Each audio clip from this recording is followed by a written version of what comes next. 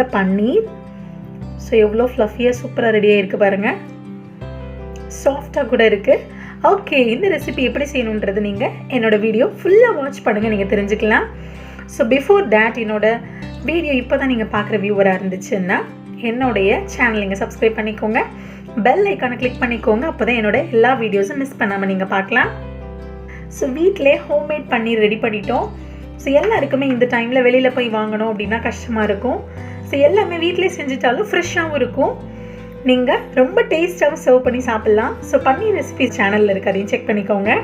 So இந்த பன்னீர் தான் இன்றைக்கி நம்மளோட கிச்சனில் உங்களுக்கு நான் செஞ்சு காமிச்சிருக்கிறேன். இந்த சாஃப்டான பன்னீர் நம்ம செய்கிறதுக்கு ஜஸ்ட்டு ரெண்டு இன்க்ரீடியன்ட்ஸ் போதும், மில்க்கும் லெமன் ஜூஸும் போதும். எவ்வளோ எடுக்கணும்னு சொல்கிறேன். 1 லிட்டர் மில்க் எடுத்துக்கோங்க, பசும்பால். பேக்கெட் வாங்கினீங்க அப்படின்னா ஃபுல் க்ரீம் மில்க்குன்னு கேட்டு வாங்கிக்கோங்க. ஸோ ஒரு 1 லிட்டர் மில்க் எடுத்துக்கோங்க.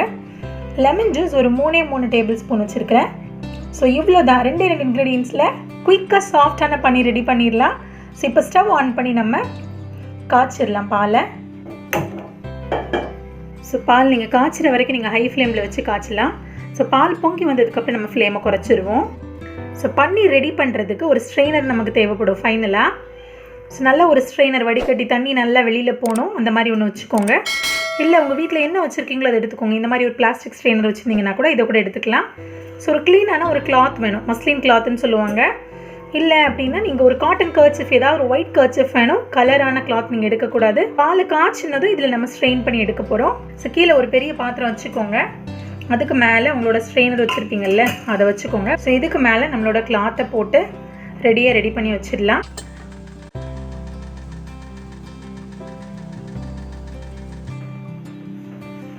ஸோ பால் கொதிச்சிருச்சு, இப்போ நல்லா சிம் பண்ணிக்கோங்க. ஸோ ஒன்ஸ் பால் கொதிச்சதுக்கப்புறம் சிம் பண்ணி நீங்கள் ஜஸ்ட் அப்படியே மிக்ஸ் பண்ணிக்கிட்டே இருங்க. இன்னும் ஒரு 2 நிமிஷம் அப்படியே பாயில் ஆகட்டும். நம்ம இப்போ உடனே லெமன் ஜூஸ் சேர்க்க வேண்டாம். பால் கொதித்த பிறகு சைட்ஸ்லாம் அப்படியே ஒட்டிடும் அந்த க்ரீம் வந்து. ஸோ அதெல்லாம் நீங்கள் எடுத்து விட்டுட்டு அப்படியே ஒரு 2 நிமிஷம் மிக்ஸ் பண்ணிக்கிட்டே இருங்க. இப்போ நல்லா ஒரு 2 மினிட்ஸ் கொதிச்சிருச்சு. இப்போ நம்ம லெமன் ஜூஸ் கொஞ்சம் கொஞ்சமாக உள்ளே சேர்த்துடலாம். So first 1 table spoon lemon juice எடுத்துக்கோங்க. எடுத்துகிட்டு அப்படியே சுற்றியாக நீங்கள் அப்படி விட்டுடுங்க. விட்டுட்டு ஜஸ்ட் அப்படியே மிக்ஸ் பண்ணிக்கிட்டே இருங்க. நீங்கள் ஊற்றின லெமன் ட்ராப்ஸ் எல்லா பக்கத்துலேயும் ஈவனாக மிக்ஸ் ஆகணும். கொஞ்சம் வெயிட் பண்ணுங்கள், ஒரு 50 செகண்ட்ஸ் இல்லை 1 நிமிஷம் ஆகட்டும். அது வரைக்கும் நல்லா மிக்ஸ் பண்ணிக்கிட்டே இருங்க. ஸோ கொஞ்சம் மிக்ஸ் பண்ணதுக்கப்புறம் மீதி இருக்கிற லெமன் ஜூஸையும் நீங்கள் உள்ளே அப்படியே ஆட் பண்ணிடுங்க.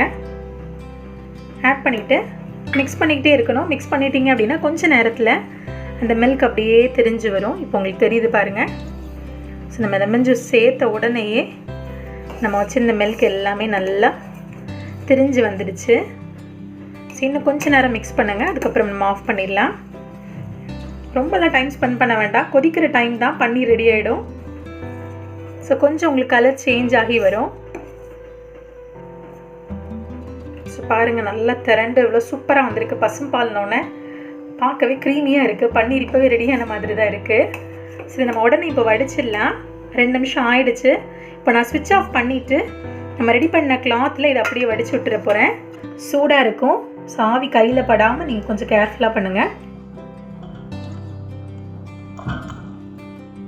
உங்களுக்கு வடிக்கிறது கஷ்டமாக இருக்குது அப்படின்னா ஒரு கரண்டி எடுத்து கூட நீங்கள் இந்த பன்னீரை மட்டும் எடுத்து உள்ளே போட்டுடலாம்.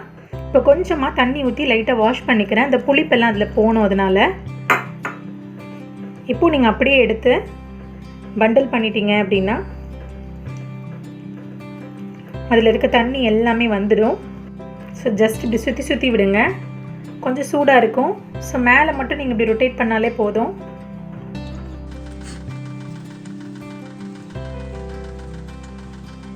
ஸோ இதில் இருக்க வாட்டர் எல்லாமே நீங்கள் பிழிஞ்சு அப்படியே எடுக்கணும்.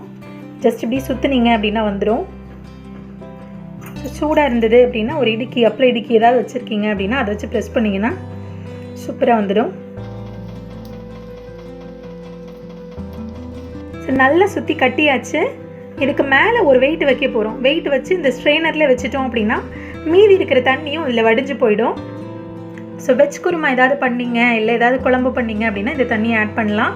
ஸோ இதை கூட வேஸ்ட் பண்ண வேண்டாம். நம்ம கீழே ஒரு சின்ன பிளேட் வச்சுக்கோங்க, அது மேலே நம்ம ஸ்ட்ரெயினரை வச்சுட்டு இதை ரோல் பண்ணி உள்ளே வச்சுட்டு ஒரு வெயிட் வச்சுக்கலாம். இந்த கல் பேசிக் என்னோடய கிச்சனில் இருக்கும், ஏதாவது இடிக்கிறதுக்கு நான் வாங்கி வச்சுருக்கிறேன். ஸோ அந்த கல்லை நான் யூஸ் பண்ணுறேன், நல்ல வெயிட்டாக இருக்கும். நீங்கள் இது இல்லை அப்படின்னா ஏதாவது தண்ணி பிடிச்சி கொஞ்சம் வெயிட் அது மேலே வச்சுருங்க போதும். ஸோ ஒரு 1 hour கழித்து வந்து நம்ம எடுத்து பார்க்கலாம். இப்போ ஒரு 1 hour நம்ம வெயிட் பண்ணிட்டோம். இப்போ ஓப்பன் பண்ணி எடுத்து பார்க்கலாம். ஸோ நல்லா செட் ஆகிடுச்சு. ஓப்பன் பண்ணிடலாம் எப்படி இருக்குது அப்படின்னு. ஸோ வீட்டிலே பண்ண ஹோம்மேட் பன்னீர் நல்ல சாஃப்டாக இருக்குது.